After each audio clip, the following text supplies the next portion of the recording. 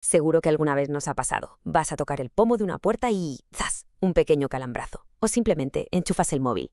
Pues bien, detrás de esos gestos tan cotidianos se esconde una fuerza increíble que mueve el mundo. Hoy vamos a hacer un viaje al corazón de la electricidad para entenderlo todo desde cero, desde esa pequeña chispa hasta los circuitos que alimentan nuestras vidas. Y este es nuestro plan de ruta. Vamos a empezar por lo más básico de todo, la carga eléctrica. Luego veremos cómo se comportan esas cargas entre sí. Descubriremos la increíble relación que tienen con el magnetismo y al final juntaremos todas las piezas para entender las reglas del juego de los circuitos. ¿Vamos allá? Vale, pues vamos al lío. Empezamos por la base, por el ladrillo fundamental con el que se construye todo esto, la carga eléctrica. Este es un clásico. ¿Quién no lo ha hecho de pequeño? Frotas un globo contra el pelo y de repente parece que tiene vida propia. Se eriza, se levanta. Parece magia, pero no, no lo es. Es pura física. Y la explicación está, precisamente, en el concepto de carga eléctrica. A ver, ¿qué es eso de la carga eléctrica? Pues en el fondo es muy simple. Es un desequilibrio. Los átomos tienen protones, que son positivos, y electrones negativos. Normalmente la cosa está igualada. Pero si un objeto pierde electrones, se queda con más protones, así que se carga positivamente. Si al contrario gana electrones, pues se carga negativamente. No tiene más misterio. Y bueno, ¿cómo provocamos este desequilibrio? Pues hay tres maneras principales. La primera, el frotamiento, es la del globo. La segunda, por contacto. Tocas algo que ya está cargado y le pasas la carga. Y la tercera, que es fascinante, es la inducción. Puedes cargar un objeto sin ni siquiera tocarlo. Con solo acercarle otro que ya esté cargado. Ok, ya tenemos nuestros objetos cargados. ¿Y ahora qué? Pues ahora empieza lo bueno. Las fuerzas invisibles que actúan entre ellos, las reglas del juego que lo gobiernan todo. Y la regla número 1, la que seguro que recordamos del instituto, es súper sencilla. Los opuestos se atraen y los iguales se repelen. Una carga positiva y una negativa se buscan.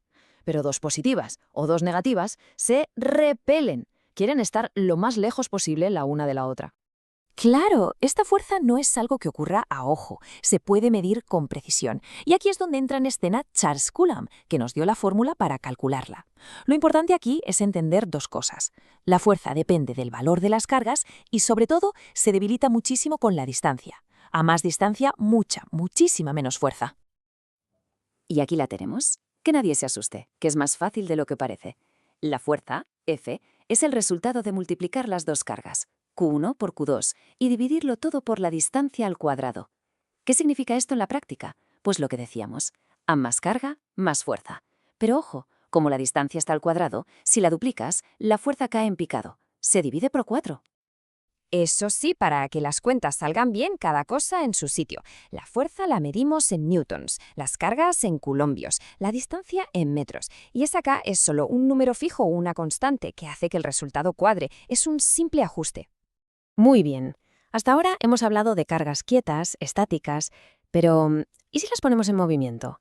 Ah, aquí es donde la historia da un vuelco y la cosa se pone de verdad interesante. Es el momento en el que la electricidad y el magnetismo se dan la mano.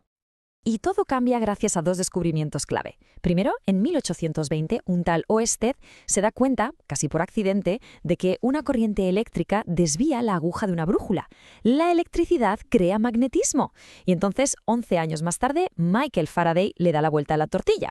Piensa, un momento, si la electricidad crea magnetismo, funcionará al revés. Y bingo, descubre que moviendo un imán se genera una corriente eléctrica. Y ojo, que esto no es una anécdota de un libro de historia. El descubrimiento de Faraday lo es todo. Es la base de cómo generamos la electricidad que llega a nuestras casas. La corriente alterna de nuestros enchufes es hija directa de esa idea. Cada vez que encendemos una luz, estamos usando un principio descubierto hace casi 2 siglos. Alucinante. Con estas ideas tan potentes sobre la mesa, ya podemos pasar a la práctica. Vamos a meternos de lleno en los circuitos eléctricos y a ver cómo podemos poner a los electrones a trabajar para nosotros. ¿Qué es la corriente eléctrica? Pues ni más ni menos que un río de electrones. Un montón de electrones moviéndose en orden por un cable. Pero, claro, no se mueven porque sí. Necesitan algo que los empuje, un generador, que puede ser una pila, una batería, algo que les dé el impulso para empezar a moverse. Y en todo circuito hay 3 protagonistas. Para entenderlos bien, la analogía de una tubería de agua es perfecta. El voltaje es como la presión del agua, la fuerza que la empuja. La intensidad es el caudal, o sea, la cantidad de agua que pasa por segundo. Y la resistencia, pues es como si la tubería se hiciera más estrecha. la dificultad que se encuentra el agua para pasar. Y cuando usamos más de una pila, como las conectamos lo cambia todo. Si las ponemos en serie, una detrás de otra, sumamos sus voltajes. O sea, conseguimos más presión, más potencia. Pero si las ponemos en paralelo, uniendo positivos con positivos y negativos con negativos, el voltaje no cambia, pero la energía dura mucho más.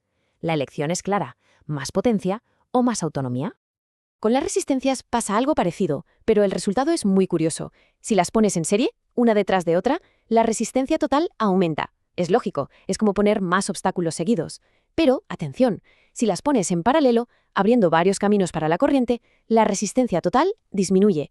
Es como abrir más cajas en un supermercado. Aunque cada caja es un obstáculo, el flujo de gente mejora. Pues aquí igual. Y con esto llegamos a la joya de la corona. La ley que lo une todo, que relaciona a nuestros tres protagonistas: el voltaje, la intensidad y la resistencia. La piedra angular de la electrónica moderna. Un físico llamado George Ohm se dio cuenta de que estas tres magnitudes estaban íntimamente relacionadas. Su lógica era aplastante. Si aplicas más presión, voltaje, consigues que pase más caudal, intensidad. Y si pones más obstáculos, resistencia, pues lógicamente el caudal disminuye. Y toda esa lógica se resume en esta fórmula, tan sencilla como potente.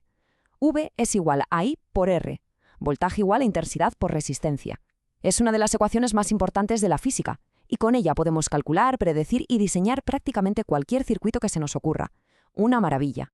Y lo mejor es que es como una navaja suiza. Según lo que necesitemos saber, le damos la vuelta. ¿Qué queremos calcular el voltaje? Pues multiplicamos I por R. ¿Qué necesitamos la intensidad? Pues dividimos V entre R. Conociendo dos de los valores, siempre podemos averiguar el tercero. Es la herramienta definitiva. Y para que veamos cómo todo esto aterriza en casa, un último dato. La corriente alterna de nuestros enchufes, esa que nació con Faraday y obedece a la ley de Ohm, está cambiando de dirección 50 veces cada segundo. Un baile invisible y frenético de electrones que hace que todo funcione. Al final, toda nuestra tecnología se apoya en estas reglas fundamentales que hemos visto. Son los cimientos de nuestro mundo moderno. Y la pregunta que queda en el aire es: ¿cuál será la próxima gran ley? El próximo descubrimiento que vuelva a cambiarlo todo por completo. Ahí queda la reflexión. Gracias por habernos acompañado en este viaje eléctrico.